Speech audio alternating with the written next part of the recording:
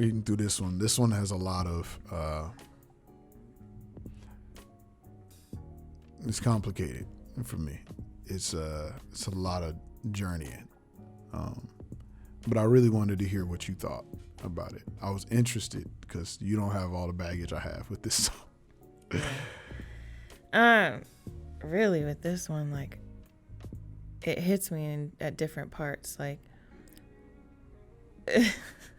I mean, going through like 7+ years of like just not realizing I was like dealing with trauma and dealing with like, and being in the situation and thinking that I was just a mess, right? Like not understanding what was really going on.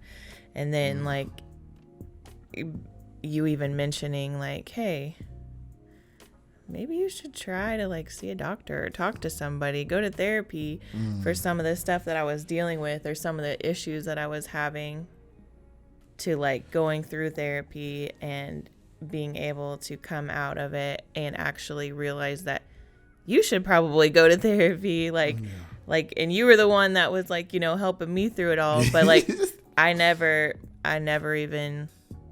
couldn't see anything going on really with you until I got that help. And like, I just picture all of that as the song plays. And then truthfully, the end just really hits me.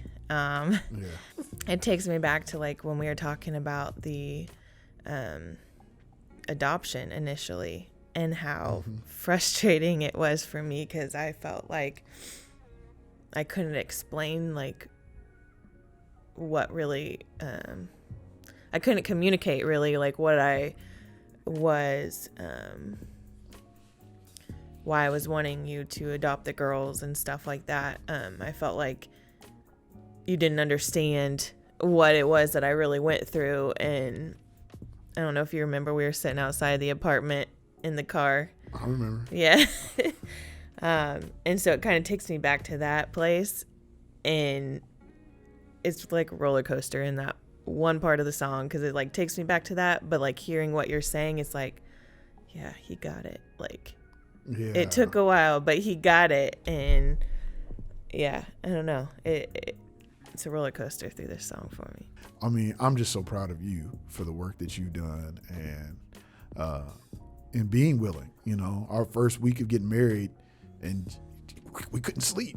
Like, we couldn't sleep because you had nightmares of being chased all the time, and there's all this different stuff going on. It was so obvious to me that you needed help because I wasn't in that place, and now years later, you're looking at me and you're like, it's pretty obvious that you need some. I was just like, what?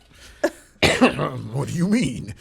But yeah, so as I was writing this song, it was actually really hard for me to deal with. The first part was easy. It was like, yeah, this is the story of how, my wife needed medicine. She needed help. She needed some assistance. And she didn't realize how much help she needed. But I also needed some help, because it was like, all right, I was at a point where in my current job, I had untreated ADHD. And I'm like, I need to make a decision on something. It's like, but what about this? But what about that? And I was like, this is not normal. This can't be normal. No one else in this room is having a panic attack about putting things on the calendar. Why am I?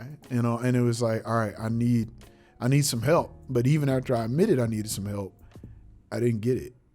I keep forgetting, quote unquote, to order this medicine. I keep forgetting to go to the doctor. Keeps feeling inconvenient. I keep being too busy. What do I really believe?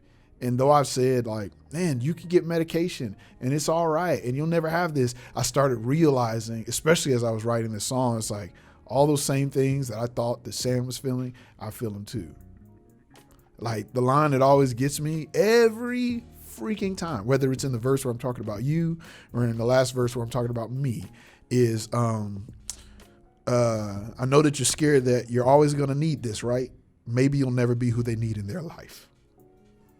I remember hearing you say that when you first got on medication for your anxiety. And the first time when you first got on medication, it was like maybe a week or two. It wasn't very long. And you were like, I think I stopped taking it now. It was not a week, but yeah, it was not very long. Yeah, I remember maybe not a month wanting, or so. Maybe you're not like, wanting to I gotta take start it. weaning all. Maybe I can start weaning. I'm like, that's not how this works. Like, what are you talking about? But it's like you're like, I don't want to have to always do this. I don't want to have to always take this. And it made me think of my mom. It made me think of her, like having to be on all these medications and being like, I don't want to always have to do this. And it's like, it made me realize that I feel the same way. And so it's like, I was like, man, we got to get you in therapy. And okay, you need medication, fine. Let's get the girls in therapy. And I got all y'all taken care of. It's like, all right, y'all are good. And then it's like, but if I have to take medication, how can I help them? Maybe I'm not fit for this. And if that's the case, what are they going to do? What are they going to do? And so it scared me to need that kind of help. It scared me to need that kind of help because it's like, if I can't take care of myself, how can I take care of them? And it's a lie straight from the pits of hell because that's not how God designed us. God did not design any of us to be completely self-sufficient. He didn't. He never designed us to be self-sufficient. He always designed us to need him and to need one another. And really, he's the one who pulls the heaviest weight. But it's easy to get confused and start thinking like, it's me. I'm the one taking care of this family and I'm the one helping. And then when I think I can't or I need the family to take care of me, my whole worldview falls apart. And like, so like in the end of the song, when I'm talking about pride, like I realize this is all about my pride. Like I had a whole meltdown and I'm like, I'm in the me thoughts. I'm like, all I'm thinking about is like, what are you saying? I can't need help. Because what happened, you have to go back to the judge and your ex and the kids, like they need help and they need this and they need that. And I'm like spiraling in this, like everybody needs help and I got to be the savior of the world. And it's like, it puts all this additional pressure on me. Whereas if I was just to say like,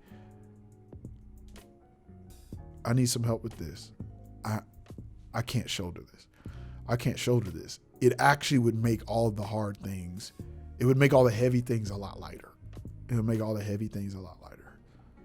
I think for me too, it was helpful when I started learning like the science behind the brain, and how trauma can affect the brain and whatnot. Because when you grow up not hearing about mental health really at all, like, I mean, granted, I grew up in a small town.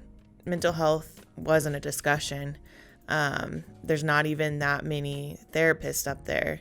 And so it didn't sound, when you first brought it up, like it didn't really sound like, I don't know. It just didn't sound feasible. Yeah. It didn't make sense to me. I was like thinking in my head, I'm like, that's probably not going to help, but okay. You know, like, and then like just the image thing, for me, it was uncomfortable. Not that I wasn't actively thinking like, I wonder what other people are going to think, but I know there was a little bit in there because it was so unfamiliar. Like I didn't really know.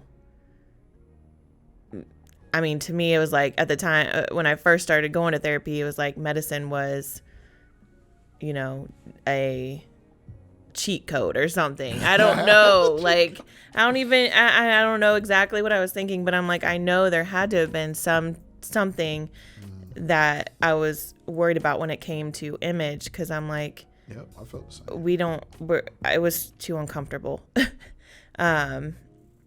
And so just like going to therapy and my therapist like showing me literally pictures of brains and the differences between like a quote unquote normal brain and post-trauma.